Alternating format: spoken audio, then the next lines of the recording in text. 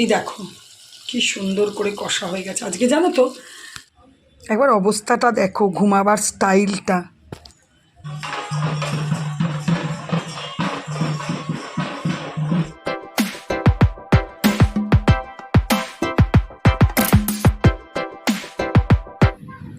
এখন বাজে 5:30। এখানে দেখো বিড়ালটা তোমার দাদা দুজনের সেম পজিশন, সেমভাবে ফ্যান চলছে, আরাম করে ঘুমাচ্ছে। আমি একটু আটা নিয়ে নিলাম, একটু টিফিন করব। সকালবেলা আজকে ভোরে ডিউটি যাইনি, কারণ এখন বিয়েবাড়ির মৌসুম চলছে বলে অনেক রাত অবধি কাজ হচ্ছে।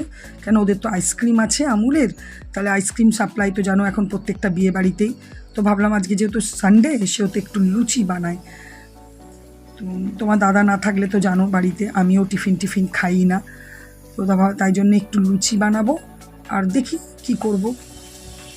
এই দেখো এই চাঁদের মতো করে আলু ভাজা খেতে, আলুর চোখা সমেত দারুণ ভালোবাসি আমরা। এদিকে তোমার দাদার চাটাও হয়ে গেছে, সকাল থেকে উঠেও নি, মানে উঠেছিল, হেঁটে এসে আবার শুয়ে পড়েছে। এই দেখো টিফিন দিয়ে দিয়েছি। বাইরেটা দেখলে না জাস্ট মাথাটা খারাপ লাগছে। আমার ছেলে বলছে কলকাতাতে পাগল হয়ে যাচ্ছি মা। যাই হোক, চলো, good morning and welcome back to my channel Shubhamita's lifestyle. আর আমি শুভমিতা বলছি। আশা করি এই গরমে তোমরা ভালো আছো, আমিও মোটামুটি ভালো আছি, বিন্দাস আছি। বয়স্ক লোক বাচ্চাদের অবশ্যই যত্ন করে রাখতে হবে, সঙ্গে নিজেদেরকেও যত্ন করতে হবে, কারণ শরীর খারাপ জিনিসটা সবারই হতে পারে। প্রচুর পরিমাণে জল খেতে হবে, আবার কি, আর ঠিক করে থাকতে হবে। চলো তাহলে আজকের ভিডিওটা শুরু করেছি। সানডে বলে টিফিন তো দেখলেই, সানডে স্পেশাল বলে আজকে একটু করলাম, কারণ তোমাদের দাদা আজকে অনেকক্ষণ ঘরে মানে ছিল বলতে এখনও আছে। এখন 8:30 বাজে। এখনই এই অবস্থা। আমি টুকটাক একটু ভিজিয়েছি, মানে টোফারগুলো ভিজিয়েছি, ঘরের কাজকর্ম কমপ্লিট করে ওগুলো কেচে চান করব।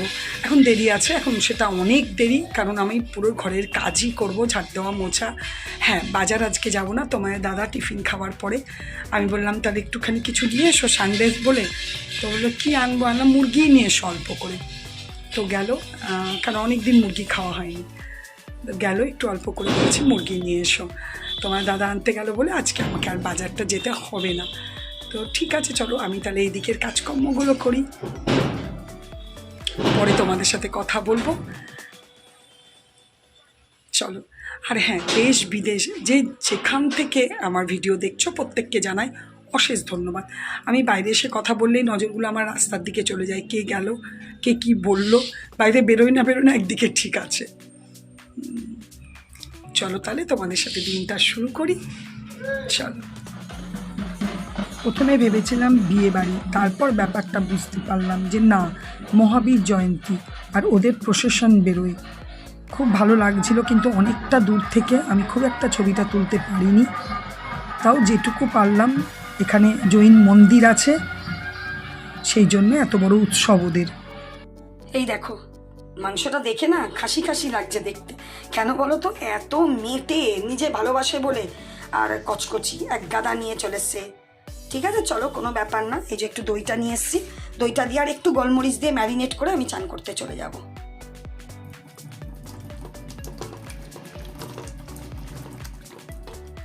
ঠিক আছে, এবার আমি একটু টিফিন খাবো। তাড়াতাড়ি হয়ে গেছে আজকে, খুব একটা সময় লাগেনি আজকে। আসলে আমি বাজারও যাইনি, আর ঘরের সমস্ত কিছুই করেছি, বরঞ্চ এক্সট্রা কাজও 2-1টা করলাম আজকে। অনেকগুলো জিনিস বাইরে ছিল, সেগুলো সব আস্তে আস্তে আলমারিতে ভরলাম, কদিন ধরে বাইরে পড়ে আছে। আর বাজার যেতে হয়নি।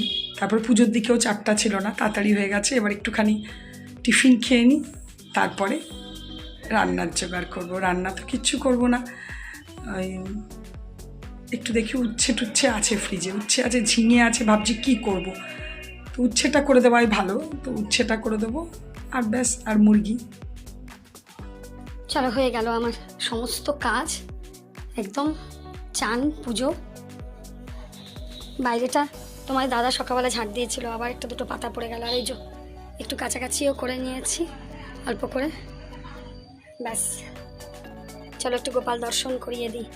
এই দেখো আমার লাড্ডু সোনা। এখন সার্চ লাইট জ্বালিয়ে তারপরে ছবি তুলতে হয়, কারণ শ্যুট করতে হয়, কারণ জানলা দরজা সব বন্ধ তো ইয়ের দিনে, গরমের দিনে। এই দেখো থালা বাটি নেবার আর সময় নয়, হাতের মধ্যে নিয়ে নিয়েছি দুটো লুচি আর একটুখানি আলু ভাজা। এই দেখো একটু উঠছে না, এটা হচ্ছে করলা ভাজা কেটে নিয়েছি। আর সকালে তেলটা আছে, তেলটা ভাবছি অনেকটাই আছে। যাই হোক, এটা একটু ভাজা করব।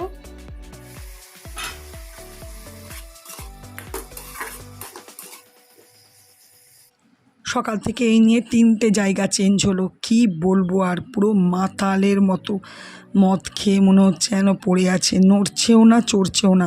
আমি তোর বাবাকে বলছি দেখো আবার মরে গেল না কি, তারপর দেখছি না, শ্বাস প্রশ্বাস চলছে। 3টে জায়গায় এদিকে লটকাচ্ছে ওদিকে লটকাচ্ছে, মানে সারা রাত যে কত পাহারা দিয়েছে না কি যে করেছে ভগাই জানে। এই দেখো এখানে করলা ভাজা হয়ে গেছে বেশ অনেকটাই, 1 বাটি। এটা রেখে দিলে কিন্তু পেকে যেত, নষ্ট হয়ে যেত। ভেজে দিলাম, 2 দিন আরামসে আমাদের হয়ে যাবে। আর অল্প করে মাংসেরও জোগাড় করে নিয়েছি। আজকে আদা রসুনের পেস্ট নেই, করতে হবে। পেঁয়াজ আর টমেটো দেবো না, আছে ফ্রিজে, কিন্তু দই দিলে আমি টমেটো দিই না। এই যে আদা রসুনটা পেস্ট করা হয়ে গেছে। আর এই দেখো আমি এখন বিশেষ করে ঘরের মধ্যে প্রেফার করি ব্যাচেলার চিকেন, যেটাকে বলে।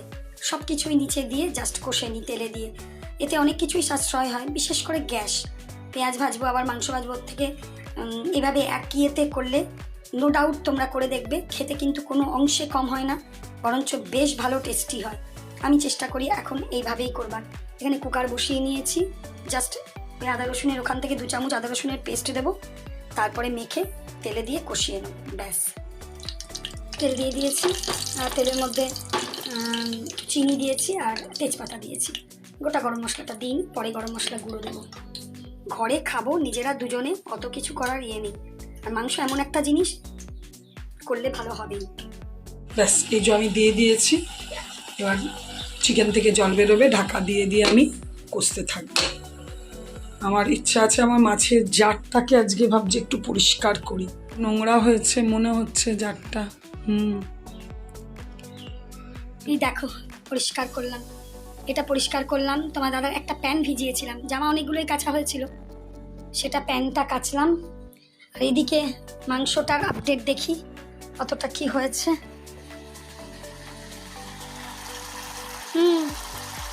অনেকটাই কষা হচ্ছে।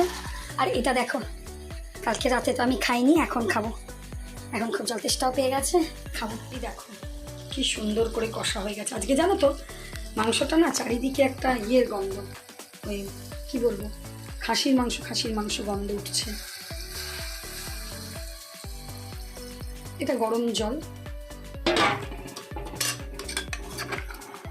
ঠিক আছে। চলো আমি একটুখানি রেডি করে নিই এটাকে। নিউজে বলছে শুক্রবার অবধি নাকি তাপপ্রবাহ চলবে। বাপরে, আজকে সবে রবিবার। আমি খেতে নিয়েছি, এই দেখো ব্যাচেলার চিকেন আর ভাত নিয়ে চলে এসেছি। গুড ইভিনিং, শুভ সন্ধ্যা বন্ধুরা। আমি রেডি হয়েছি যথারীতি, সানডে জানোই, যাবো চিত্তরঞ্জন মায়েদের ওখানে। বাইরে জানো আমার ঘরটার থেকে ঠান্ডা লাগছে, বাইরে বেরোলে বাইরে পুরো এখনও মানে 7টা বেজে গেছে, এখনও পুরো গরম হাওয়া বাইরে, ওর থেকে আমার ঘরটা ঠান্ডা লাগছে এরকম। মানে কি বলবো, কি গেল সারাটা দিন। তোমার দাদা যখন খেতে এসেছিল তখন বাজে কটা, 4:30ও বাজেনি মনে হয়। সে মানে কি বলবো কিভাবে এসছে, আমি তো মানে দেখেই আমার ইয়ে লেগেছে, জানো বাবারে। তো এসে খেয়ে গেল, কটায় গেল প্রায় অনেক দেরিতেই গেল, সন্ধ্যেতেই গেল, 6:45 এমনি সময় গেল। আমি তো 6টায় উঠে যথারীতি, আমার তো সন্ধ্যেটা একটু সময় লাগে, গোপাল আছে, ঠিক আছে, একটা সিরিয়াল হয় এ সময়, খুব ইন্টারেস্টিং হচ্ছে, ওই জন্য আমি না রেডি হয়ে বেরোতে পারছি না, ভাবছি একটু দেখে নিই, কিন্তু লেট হয়ে যাবে। চলো তোমাদের কিছু শেয়ার করতে পারলে ওখানে অবশ্যই করবো, আর অবশ্যই তোমাদের সাথে কথা বলবো। চলো, এই দেখো এখানে আমি অটো পেয়েও গেছি। আর দেখো এই যে পাশের যে দোকানটা দেখছো, এই যে ফুচু নার্সারি, এখান থেকেই আমি বৃহস্পতিবারের সমস্ত কিছু জিনিস নিই। ভালো, বেশ সব কিছুই একই দোকানের নিচে পাওয়া যায়। না না না, কত দিচ্ছ? অত না, অত না, অত না। বুঝতেই পারছো, চলে এসেছি।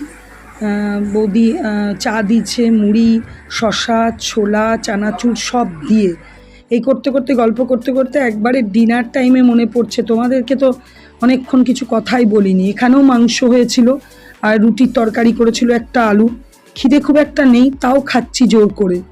আসার পর থেকে তো তোমাদেরকে খালি দু রকমের খাওয়াই দেখলাম, সন্ধেবেলায় টিফিন দেখালাম, গল্প করছিলাম। মায়ের এরকম গরম টরম তো প্রচণ্ড, ওয়েদার খারাপ, মানে বয়সে যা হয়, শরীর ঘাম হচ্ছে প্রচণ্ড, সবারই, আমাদেরই লাগছে দুর্বল দুর্বল। তো মায়ের তো ছেড়েই দিলাম, তো শরীরটা ঠিক নেই, গরমের প্রচণ্ড গরম।